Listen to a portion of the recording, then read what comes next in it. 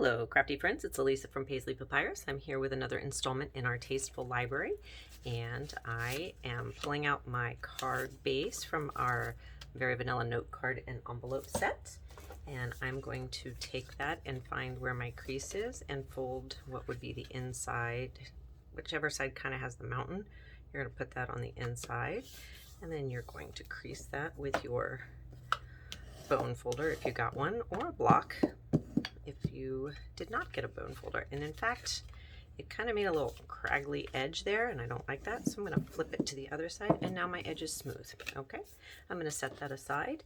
And as we know, our note cards are 5 by 3.5, so I have pre-cut a layer that is 3 1/4 by 4 3/4, and we are going to stamp on that today to mount it on top of our card.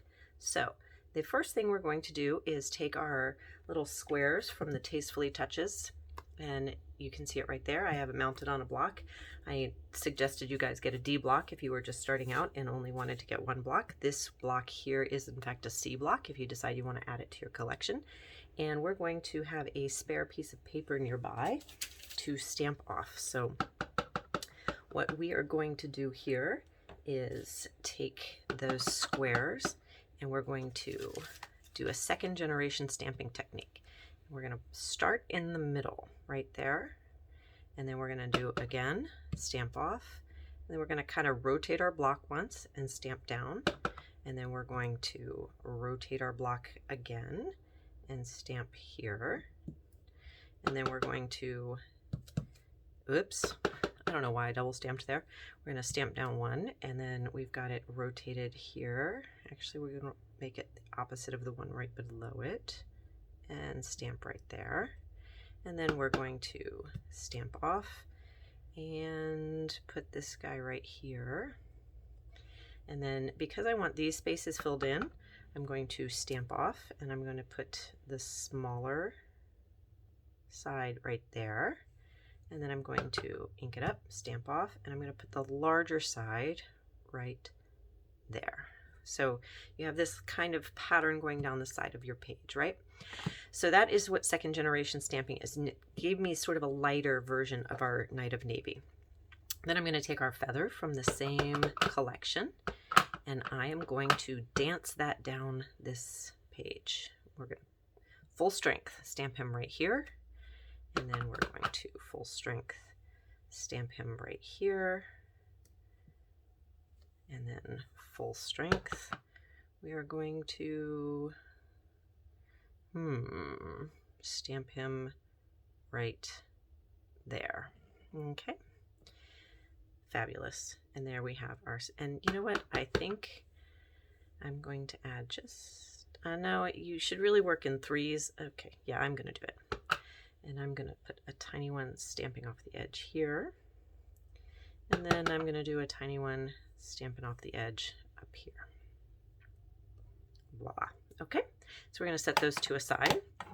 Then we're going to take the You Are the Best, still from the same stamp set. So really we've just used these 3 stamps right here. And we're going to take You Are the Best. We're going to stamp him full strength, and we're going to put him right here. I sure hope that's straight. I didn't stamp off to make sure. Woohoo! I love it when it works out. He's straight. All right, so we can pull in our card base, and that is your basic card right there. If you have nothing else to embellish it with, that is your basic card that you're going to mount on top of him. Now, I, of course, have other things that I suggested we get, so we're going to add a little bit more to this. Since this is our masculine card, do we want to go with the darker brown? Do we want to go with the gray? I think we're going to go with the darker brown here. So what I'm going to do is I'm going to take it and wrap it around the back right here. It doesn't need to be wrapped quite that far. We're going to go, can you see I'm wrapping him around the back right there? And then I'm going to bring him around. I'm going to bring him around 3 times because I like the number 3. I like odd numbers when I'm card making. We're going to take that and we're going to snip him right here. And then I like to keep tape on my desk because sometimes tape is just what you need. So we're going to take a tiny little piece of tape, and we're going to make sure these guys stay where we put them by putting them here. And then I'm going to take another tiny little piece of tape, and I'm going to take this guy, and I'm going to tape him down here, just like so. And there you have a little bit of extra interest and texture to your card, but that's not quite enough for me. So in our kit, we also got these, you ordered the gilded gems, and we're going to take some of those and we're going to put those on here as well.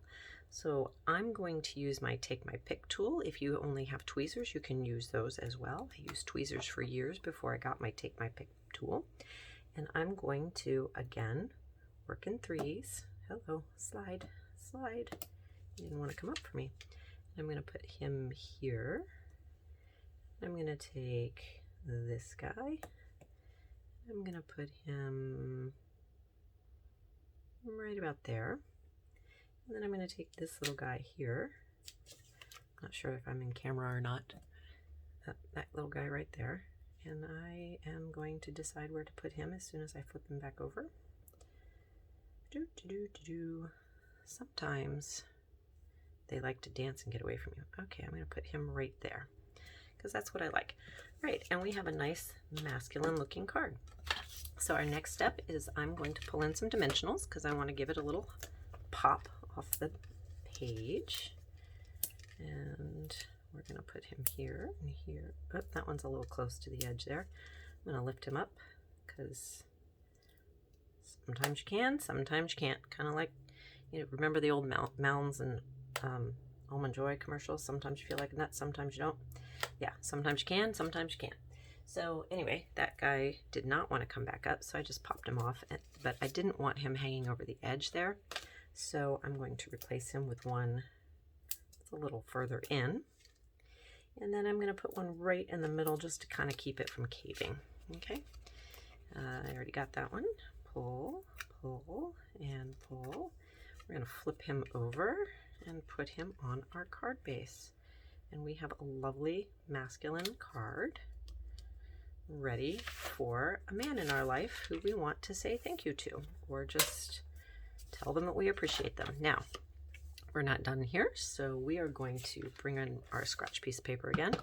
We're going to ink it up, stamp it off, and we're going to do one here, ink it up, stamp it off. Let's do one here, ink it up, stamp it off, and we'll just do a little dance off the edge here. Okay, and then we're going to bring back our feather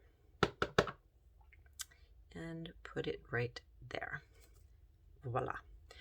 I got to tell you, I'm not really in love with that. I probably wouldn't do that again, but we've decorated our envelope.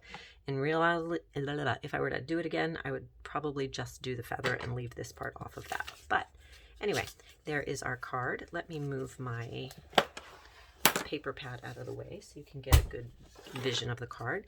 So we have our envelope and we have our masculine version.